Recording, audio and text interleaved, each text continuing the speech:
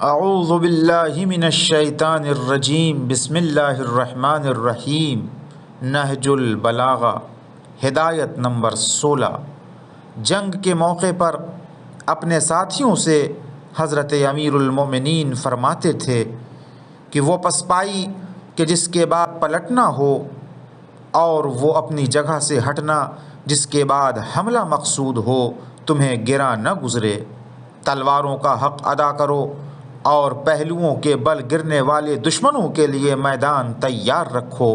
سخت نیزہ لگانے اور تلواروں کا بھرپور ہاتھ چلانے کے لیے اپنے کو آمادہ کرو۔ آوازوں کو دبا لو کہ اس سے بودا پن قریب نہیں پھٹکتا۔ اس ذات کی قسم جس نے دانے کو چیرا اور جاندار چیزوں کو پیدا کیا، یہ لوگ اسلام نہیں لائے تھے بلکہ اطاعت کر لی تھی اور دلوں میں کفر کو چھپائے رکھا تھا۔ اب جب کہ یار و مددگار مل گئے تو اسے ظاہر کر دیا۔ وآخر دعوانا ان الحمد للہ رب العالمین۔